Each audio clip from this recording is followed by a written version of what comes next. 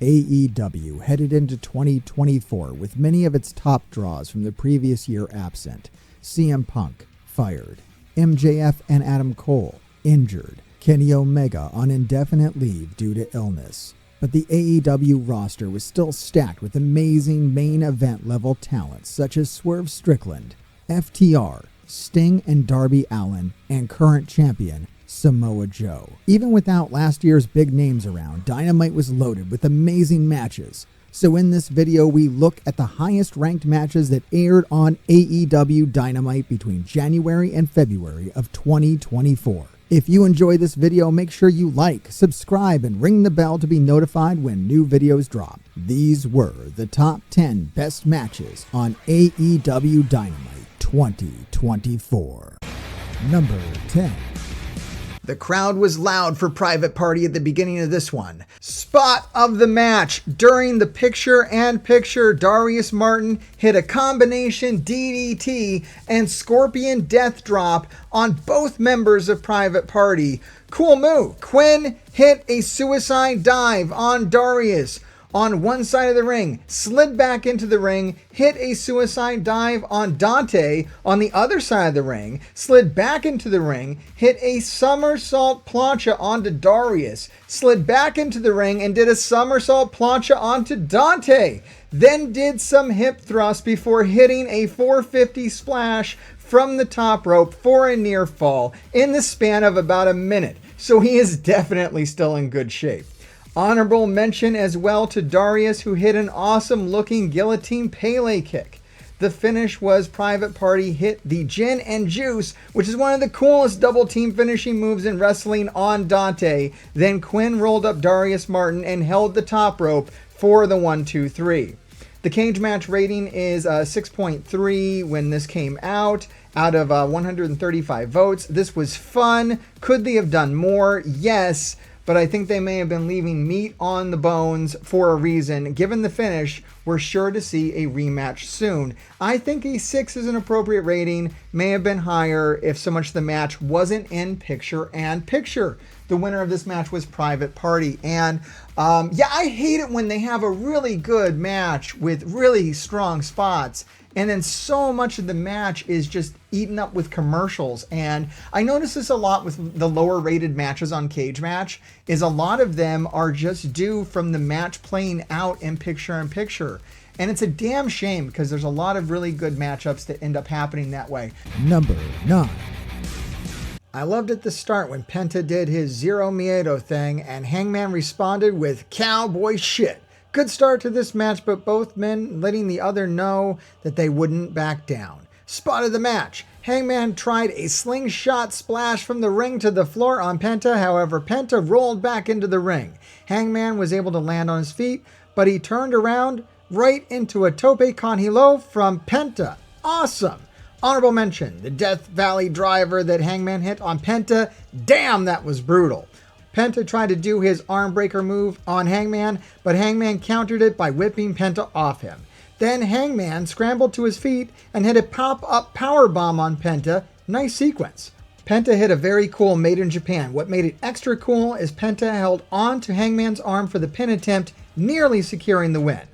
The finish was Penta ducking a buckshot lariat attempt, but turned around into a clothesline from Hangman Adam Page that was followed by a buckshot that Penta could not avoid, and the 1-2-3. The cage match rating was a 7 out of 104 votes. I loved how they built the match before the commercial and then cooked when the commercial concluded. Excellent TV wrestling match. The winner was Hangman Adam Page. I looked for bad reviews of this match and I almost found none. Everybody seemed to love this, which is odd because there's so much negativity surrounding Hangman with his original title run that I feel like if they would have built to it with matches of this caliber, there wouldn't have been that negativity around his title run. And honestly, I feel like if they want to put the belt on Hangman again, it is going to be met with a lot more respect than it was originally. As always, a good opening match. After the promo between Samoa Joe and Hook, which had already warmed up the crowd, excellent work by Penta, but also by Abrahantes. Alex is really fundamental in bringing support to the luchador. Page fights very well as usual, but his attitude is different. He's angry. He often looks at Samoa Joe. The match doesn't suffer much, but the crowd does a bit. In some moments, they boo Page or he distances from the match. Still a good opening. Great resistance from Page, who kicks out after a fear factor. Penta dodges the buckshot lariat, but Page is ready. Shotgun lariat and buckshot lariat. So good! And yeah, I mean, I said this at the time. I actually didn't find the opening promo was that great. It actually was a bad start for me. I would have preferred if they just would have went into the match. It would have had a little more gravitas to it. It would have felt maybe a little more important. This kind of telegraphed the ending a little bit in that, we know we're going to get Hangman versus Samoa Joe. And that was really my main problem with the match on this, was that you knew where it was going. Number 8. 5 stars for a 53-year-old man who can jump, kick, flip like any young wrestler in the roster. We all know how Swerve is the rising star, but come on, Mr. RVD can do everything you can expect for a main event. And that's what it kind of comes down to. Respect. AEW has respect for wrestling legends. They don't have them come in and get squashed. They let them come in and look amazing. And that's why you're going to see more and more wrestling legends show up in AEW, because they are treated well. I don't know why Rob Van Dam has 90% of the offense in the first half, but okay, I guess. RVD is in great physical shape, but his ring work has clearly slowed down a good chunk since his heyday. The interference spot felt a bit predictable, but I think just letting Swerve win in a 1v1 would be better. Some decent spots scattered throughout, but RVD got way too much offense in on Swerve. I guess you could justify it by saying Swerve was blindsided by the hardcore stipulation, but he's been shown as a cruel fighter before in his matches against Hangman, so why not continue that here and have him brutalize RVD? Oh, I love this take. Why doesn't RVD just get the shit kicked out of him by Swerve on TV? Why doesn't Swerve just cripple an old man? I mean, we literally seen him do that with Dustin, so you got that. For me, it's just kind of tragic. Like, how much do we need of Swerve being vicious on old men in AEW wrestling rings? I don't think you want to overdo that spot. Especially when we are on the cusp, the fucking cusp of the biggest face turn in all of wrestling. Swerve's turn from heel to face is going to be bigger than that of MJF. MJF, scumbag, absolutely. Swerve, straight up criminal, damn near a murderer, broke in and brutalized Nick Wayne within an inch of his life. Broke into Hangman's house and threatened his little baby. Like, come on, guys. This is going to be a huge heel to face turn. And you want to throw in brutalizing old Rob Van Dam on TV, especially when Rob Van Dam is still capable of amazing hardcore wrestling. Like, this match was so good. It was so good to see Rob Van Dam pull out all the ECW stops, throwing chairs, going off the top rope and doing leg drops. That spot that he does from the inside to the outside, like the spinning leg drop. I mean, he's got all of his hits in here. He looks absolutely phenomenal. Why the fuck would you not want to put that on TV at least one more time before this guy retires? As far as we know, this is going to be the last, best Rob Van Dam match that anyone is ever going to see. Why the fuck would you want to not see that? Number 7. No one has more consistently fun matches than Sting and Darby Allin. 36 years ago, Sting was the prototypical babyface. From then until now, he has reinvented himself multiple times to arrive at a fused version of his WCW energy, his TNA promo and character skills, and his AEW legendary gravitas. In 2024, Darby Allin is not the prototypical babyface. He's creating a new prototype. Rather than reinventing himself, I could see Darby's arc as the struggle to stay true to himself amidst outside pressures. That would require integrity, which seems to be the major bonding trait and characteristic shared between the two of them. Another trait they share is their willingness to sacrifice their bodies and risk their futures to entertain their fans. Darby's coffin drop splash to the entranceway that was nearly disastrous as Sting's scorpion death drop off the stage through 2 tables seems like it was disastrous. However, this match also showed a great example of resilience of the team as they kept coming back from every big bump and every intense impact. After the back of Sting's head hit the floor from that great height of the stage, he was miraculously able to rally his body to roll over for the cover and the victory, maintaining his perfect record in AEW. Great TV match here, a real pleasure and quite a spectacle as well. Hobbs and Takeshita made a great team and really threw Darby Allin to the rafters, once almost literally. Sting continues to impress on his last run. His AEW run in general has been so much better than anyone could have hoped for, and I can't agree more with these guys.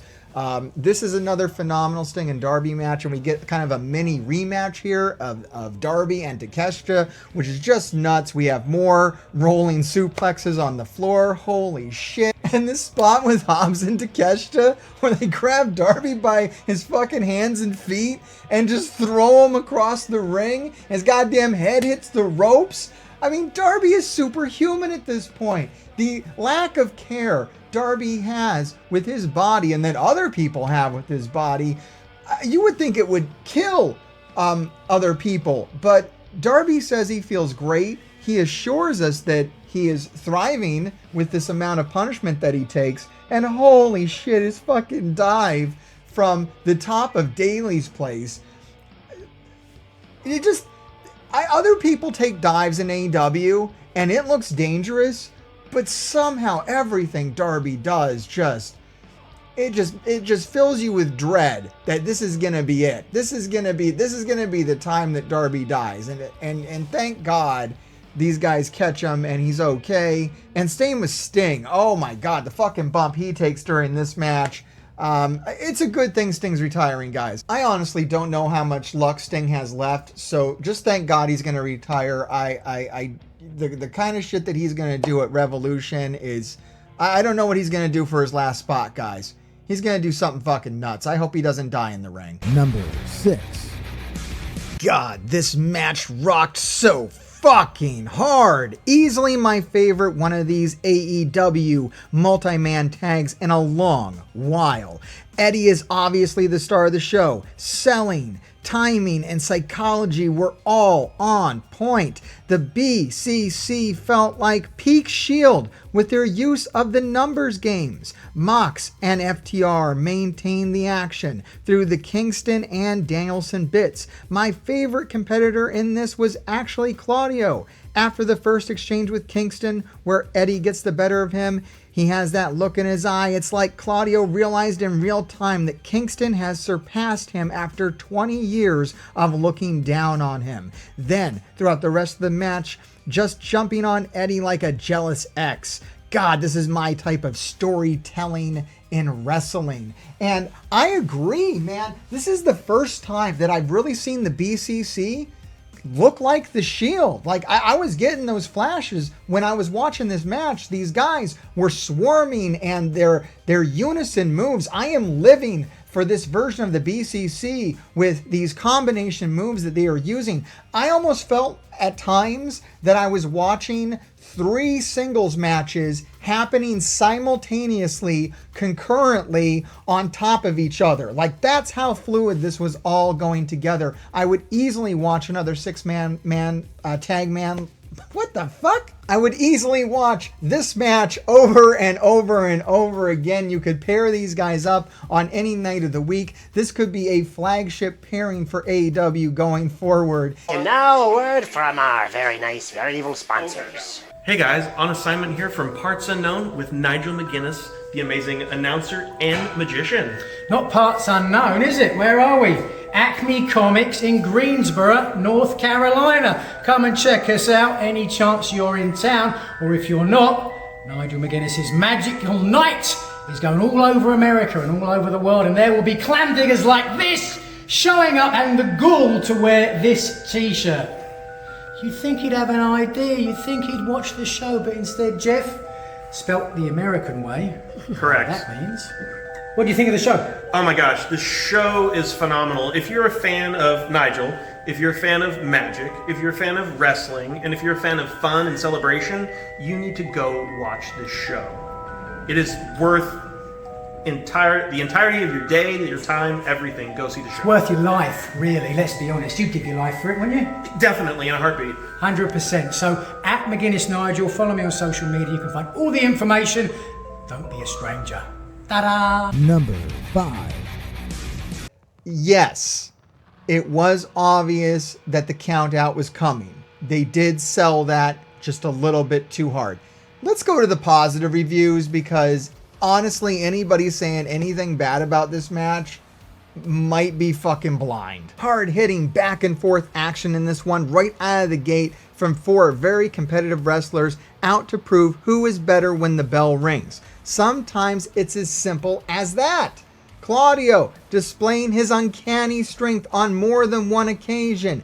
Dax with the never say die attitude, and the always unpredictable Moxley and severely underrated Cash all had their time to shine in this one, so everyone came out looking strong and neither team could put the other away in the allotted time, so this easily sets up a match for the Revolution pay-per-view on March 3rd. Well done from all involved. God damn, I could not agree more. Number 4.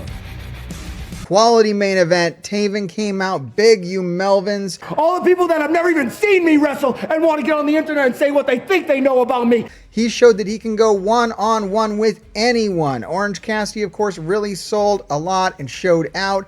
Both took some harsh bumps that made this very good to great Texas Death Match. AEW pulls off Texas Death Matches really well. I know this style may not fit some, but if you do not like, this one holds up well. Yeah, guys, the leap from Taven onto the fucking table, that was unreal. And I love Chuck Taylor running down the ramp with the box of flowers and pulling, like, did anybody else get Terminator flashbacks from that, guys? Like, did you get the homage? Oh man, just brilliant. Loved it. Looking hardcore as fuck. My ranking for the Texas Death Match between Orange Cassidy and Matt Taven is a solid 6 out of 5. That's right, we broke the scale on this one. Pay-per-view quality, by far. A little short. Like, I think if this was on a pay-per-view, it would have been a little longer, but also if it was a little longer, it might not have been as intense. This is the most that I have liked anything leading up to the Orange Cassidy and Roderick Strong match. Like, this is starting to make it come together. Everything else has felt really, really flat. This, I kind of get the idea of what's going on now. Did he not realize that was a total setup? They're going to send all the goons to rough up Orange Cassidy before Roderick Strong probably beats him at the pay-per-view. But it's going to make Orange Cassidy look very tough and very headstrong for taking on all the challenges, even though clearly this is being orchestrated to fuck Orange Cassidy up so that he can't pose much of a threat to Roderick Strong at the pay-per-view. What an idiot! But I'm loving this. This is really cool. It got me invested in this angle, and this is an angle I have not been able to connect with until right now, so I think it succeeded at that. Number 3. It was adequate up until Hook kicked out of the Muscle Buster.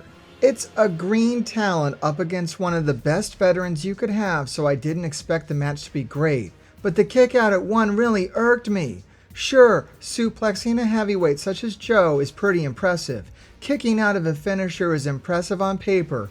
But claiming that Hook is a made man after this match is hyperbolic.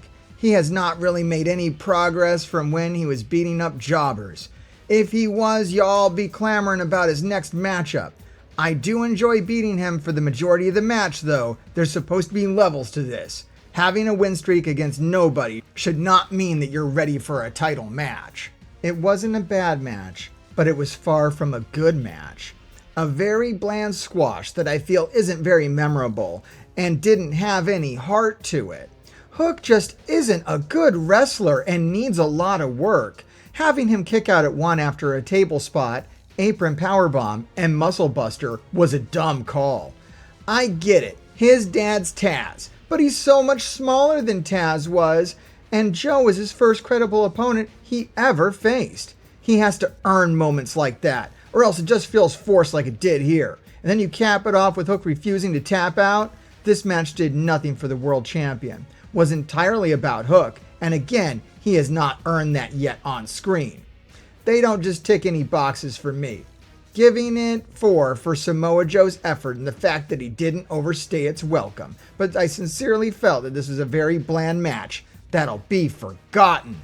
Well, I haven't forgot, motherfucker. In fact, I'm making a YouTube video about it. It's one of the most talked about matches on CageMatch.com for the month of January. This match literally set the internet on fire and got people talking about Hook in a more serious way than they've talked about Hook since his debut.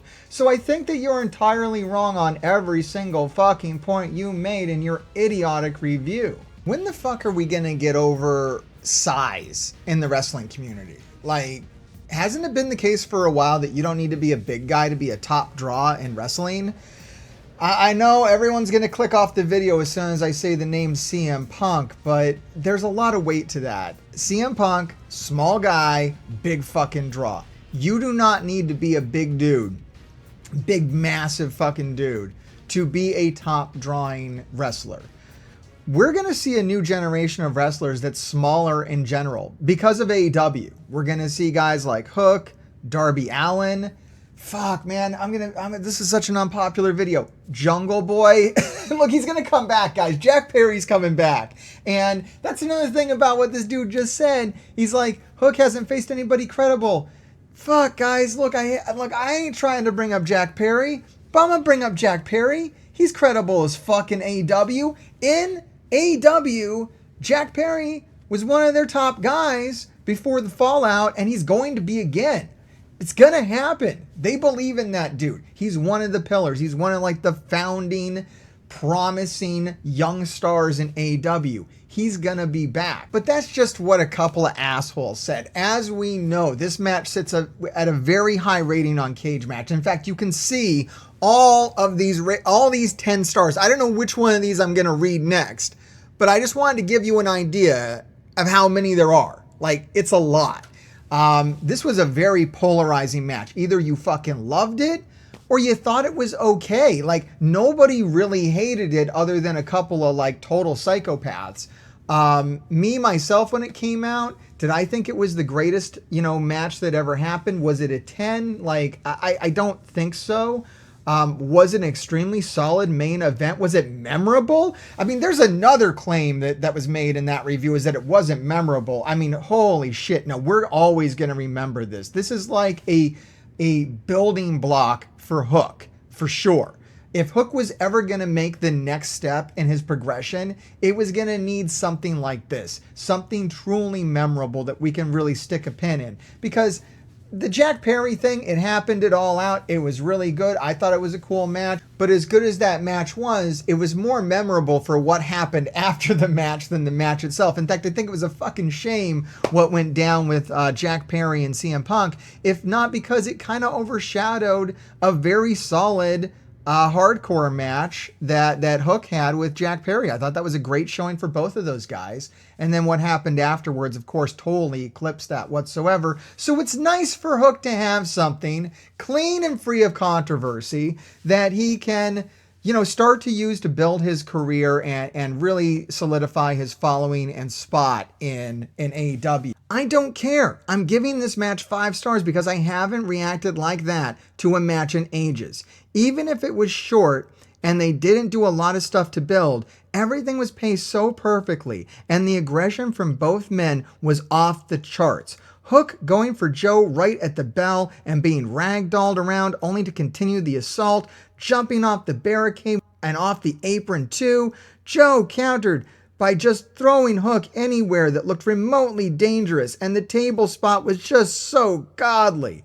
I called Hook kicking out at one of the Muscle Buster like 30 seconds before it happened, and I popped so hard for it. The brief comeback Hook made was spectacular too, only to get caught by Joe and pass out. The perfect finish at the perfect time. This match is the best 10 minutes match I've ever seen. Hook looked like a real superhero. I actually love this match. I like it more at revisiting it than I did watching it at the time. And I liked it a lot at the time. I think it gets better with age. I think that revisiting this, as the last reviewer said, is going to be something that I'm looking forward to in AEW. And we saw, Hook being kind of interjected in during the storyline to kind of keep him just fresh in there. God, wouldn't it be something to have the day that Hook beats Samoa Joe will complete a journey for Hook and actually move him to the next level. This is like the start of that journey. He's got to come back. He's got to beat Joe. Number 2. I'm just glad that Sting is having fun in his last month at AEW as a wrestler. Hopefully this stint as transitional tag champions can help get the division back on track. I didn't hate the Starks Big Bill run, but they also weren't really given much to work with in my opinion, and they weren't even a real tag team. That boss man slam Darby took on the outside was absolutely nasty. I swear he's trying to retire before Sting. I usually don't complain about believability in pro wrestling, but Darby hitting that code red on a man that is twice as big as him is honestly ridiculous. Pacing was amazing. The physicality was perfect. Making it a tornado tag was the best route to go. From start to finish, I was glued to my television. The Bucks coming out at the end and absolutely murdering Sting and Darby was the cherry on top. Love Sting and appreciate his commitment at his age. Sting and Darby Allin bring a unique dynamic to the tag team, combining Sting's legendary experience and presence with Darby Allin's high-flying and fearless style. Their collaboration could create an intriguing and effective partnership in the ring. And it has. I'm recording this. This is hitting YouTube, and we are about to see the last match, or you're watching this after you've seen the last match, and the run is over, everybody. We've had it, and this was the last match that Sting and Darby would have on TV, and what a great match. This is maybe their most memorable tag match that they've had on TV, although all of them are great. This match was filled with the stuff that we've come to know from Darby and Sting, with them pushing each other to more insane spots. Sting jumping off from the crowd, off of the balcony, onto everybody. Darby doing his typical insane stunts and suicide dives. And then at the end, the Young Bucks come out and lay a savage beat down on Sting and Darby after a very short celebration after winning the tag belts, the only title that Sting will have ever held in AEW. When I first talked about this match on this channel, I was saying that the beatdown from the Young Bucks and the bloodstained suits would be absolutely iconic, and a couple of people down in the comments did have the balls to argue with me on that. Guess who was right, motherfucker? I still cannot believe how great Sting's AEW run has been. Watching back in WCW, he was hit or miss at best, and the same can be said at TNA. His WWE run is something I'd rather forget. You and me both. When he came in, I thought he was an overrated, washed-up old man who couldn't take a bump anymore, and I groaned when he was paired with one of my favorite guys, Darby Allin. Well, I'm always glad to be wrong if something turns out awesome, and Sting's AEW run has been nothing but. Look no farther than Sting at 64 years old, diving off a balcony onto his opponents. It helps, of course, that he's limited himself to tag matches and paired up with one of the best in the world today, but Sting has held his own at every turn. Big Bill and especially Starks did really well for that part, and I expected them even to retain with some Buck chicanery, but that was saved for the post-match segment. The match was a blast, super fun, and while I'm not sure about putting the tag belts on a guy about to retire, so far it's been a great ride. Number 1. spectacular TV match showcasing both Takeshita's athleticism and strength as well as Darby's bumping, selling, and babyface fire. The rolling German on the ramp, Darby's trademark dive, and Takeshita's avalanche German are some of the highlights. First 2024 TV Match of the Year contender from Dynamite, but by far from the last. For me, this is a 6. Amazing match on TV. The only thing that could have elevated this more, maybe one more spot, maybe a little more time, no commercial break, right? Things like that. If this was on a pay-per-view and it just had just that little bit of extra polish on it that you would get from not having a commercial break or whatever, then it'd easily be a 7. I would love to see these guys again. I don't know when we're going to see these guys again. I don't know why we got to see these guys. It's just like they just decided to put on a random, 6-star banger on the first Dynamite of the year. The thing to keep in perspective about this match, as good as it is that Darby Allin's had better matches. Darby Allin will have better matches. This probably won't even be remembered as one of Darby Allin's best matches. It was a great way to start the year and a fantastic match, but Darby has done better, will do better, always does better. This was just a really good pairing. But very comparable to the stuff that Darby Allin was doing with Brody King. The matches that Darby has with Brody King are also very violent and vicious and hard-hitting. I'm always going to remember the Germans down the ramp. The German suplexes down the ramp is probably going to be one of the most exciting spots in AEW history, and whenever anybody puts together a highlight reel of AEW spots, that's going in there. And my God, being there live for that, I mean, we lost our fucking minds. That was such a crazy spot. Haven't seen anything like that before, and maybe only those two guys can pull that shit off. So for that, it's historic. And Takeshita as well. A lot of people are saying like this is Takeshita's best match, and no, not really. I mean, he had an amazing match with Kenny Omega.